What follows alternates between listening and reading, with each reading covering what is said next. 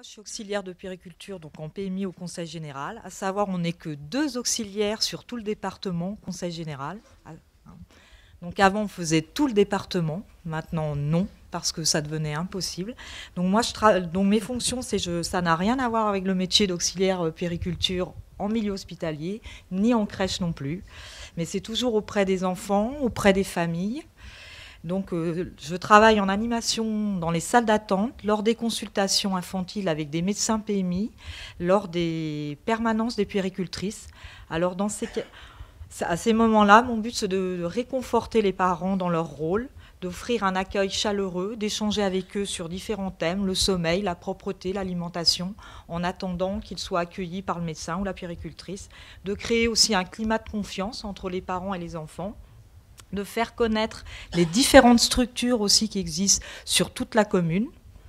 Voilà. Autrement aussi, j'interviens au niveau des bilans d'école en école maternelle avec les médecins PMI. Donc au niveau de ces bilans, ça consiste simplement en un dépistage sur les troubles du langage, dépistage auditif et dépistage visuel.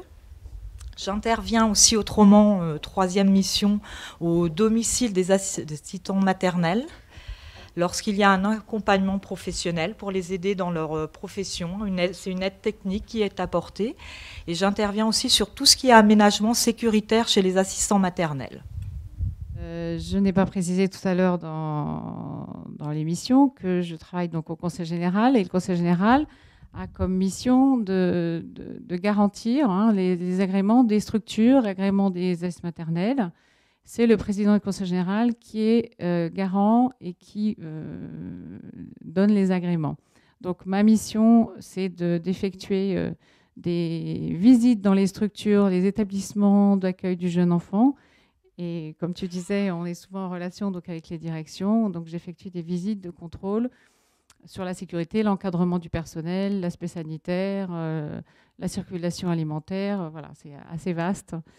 Et également dans les garderies périscolaires, là on a garderie périscolaire, centre de loisirs, la PMI donc s'occupe des enfants de 0-6 ans.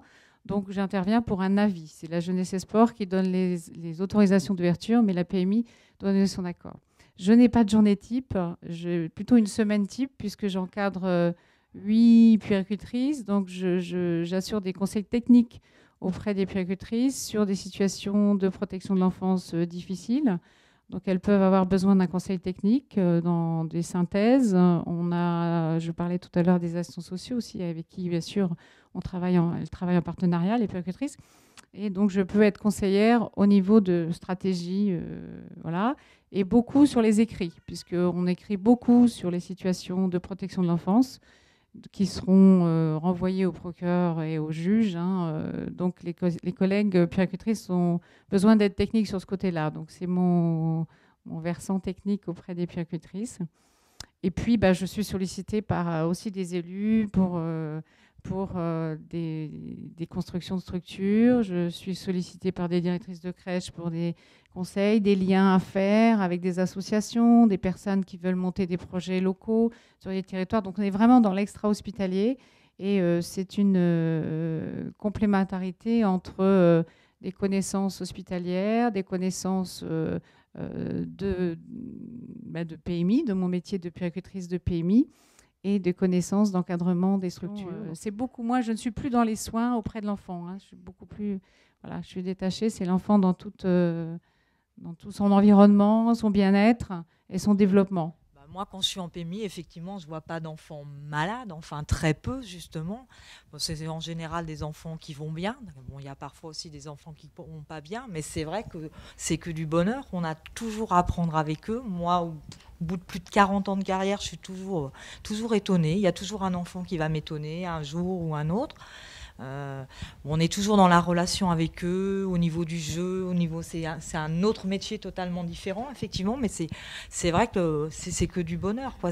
Bon, après, même quand on a un enfant qui va mal, effectivement, on essaie d'accompagner le parent, lui apporter des solutions, une aide quelconque, le diriger vers d'autres établissements qui peuvent effectivement lui apporter une aide, mais c'est vrai que, voilà. Bah, moi, je pense que durant la formation, en fait, je pense qu'on est fait pour quelque chose. Soit la crèche, justement, bah, pour tout ce qui est l'enfant, enfin, l'éducation de l'enfant, et le milieu hospitalier, le soignant. Enfin, moi, ça a toujours été l'hôpital, en fait, hein. Les crèches, voilà. les crèches se sont bien passées, mais les stages en crèche, c'était l'horreur, quoi. L'horreur, c'était vivement que la journée se termine. Je me plaisais pas du tout, quoi, hein. Bon, bah, j'ai fait de mon maximum les. Ouais. Il Bah, fallait moi, avoir des bonnes appréciations quand même, donc j'ai fait, mais je me plaisais pas du tout. Moi, j'ai fait les deux. Après, Ouais. c'est un choix de parcours de Voilà. rester effectivement dans le social. J'ai fait de l'hospitalier en début de carrière. Après, Ouais. j'ai fait de la crèche. Après, maintenant, je suis même plus ni dans de la crèche, ni dans... Oui, c'est même plus complètement de la différent, crèche. ouais. C'est complètement différent. Enfin, quand je parlais des bilans d'école, c'est des enfants plus grands aussi, déjà. Ça n'a... Ce que je peux rajouter, c'est qu'on a la chance d'avoir des métiers, que ce soit auxiliaire ou puéricultrice, qui nous offrent une panel avec le même diplôme, une panel de lieux différents d'exercice et du coup des métiers complètement différents. Donc ça nous permet, par rapport à certains qui ont un métier, qui vont être obligés pendant 40 ans de faire le même métier, peut-être changer d'entreprise, mais carrément, quasiment faire tout le temps le même métier. Nous, on a la chance que selon le lieu d'exercice, que ce soit l'hospitalier ou l'extra-hospitalier ou d'autres centres de soins, avec le même diplôme, de faire des choses complètement différentes. Et c'est très enrichissant parce que c'est vrai qu'on découvre à l'intérieur de nos carrières plusieurs lieux d'exercice qui nous changent complètement. Quand on prend un enfant handicapé en charge, c'est tout ce qui concerne effectivement les soins, les soins d'hygiène, tout ce qui est son éveil, son développement psychomoteur, son développement psychosocial. Voilà, c'est les soins au quotidien. Voilà. Ah, pas forcément. Ça peut être en crèche, ça peut être... voilà. Maintenant, tous les lieux publics doivent être équipés pour accueillir des handicapés. C'est la loi qui est comme ça. Donc, de toute façon, on se doit d'accueillir tous les enfants, y compris les enfants handicapés. Donc, on peut aussi restreindre au niveau de la quantité parce que voilà, ça demande un encadrement plus soutenu qu'un enfant normal. Mais en tout cas, on se doit de les accueillir comme n'importe quel autre enfant et nos équipements, enfin nos locaux doivent être adaptés. Donc, c'est la loi. À côté de ça, on ne peut pas les accueillir sans une réflexion de l'équipe et en tout cas sans avoir un protocole autour de cet accueil. C'est-à-dire généralement ces enfants handicapés ne sont pas seuls non plus, ils ont un suivi, que ce soit par des thérapeutes, que ce soit par des kinés, par des orthophonistes, par des psychomotriciens. Enfin, voilà, il y a déjà avant l'accueil tout un encadrement de soignants autour d'eux qui leur apportent tout ce qui leur est nécessaire pour se développer le mieux possible. Et donc nous, on s'intègre dans ce dispositif-là pour leur proposer un lieu d'éveil collectif ou un lieu de garde, selon les besoins de la famille. Et donc, il y a un travail d'équipe qui est fait, il y a des protocoles qui sont mis en place, ce qu'on appelle des PAI, ou en tout cas des protocoles qui sont faits avec la famille, avec tous les différents partenaires soignants et partenaires institutionnels qui interviennent. Et tous ensemble, avec les parents, on se pose pour savoir ce que l'on peut apporter à cet enfant, quelle complémentarité on peut avoir par rapport aux autres intervenants. Et ensemble, tous ensemble, on essaie de proposer le meilleur pour cet enfant, pour l'aider, en tout cas à s'épanouir et à grandir dans la structure dans laquelle il se trouve. Je crois que ce qui est important de savoir, c'est que, comme tu le disais, on a la chance d'avoir des possibilités de travail en hospitalier, en extra-hospitalier, et que notre carrière, elle n'est pas comme ça. Elle peut être comme ça, elle peut être au cours de notre vie, de nos rencontres. Moi, je me suis arrêtée 6 ans pour élever mes enfants.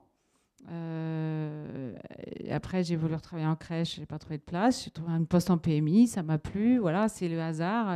C'est aussi ça, cette richesse aussi de parcours.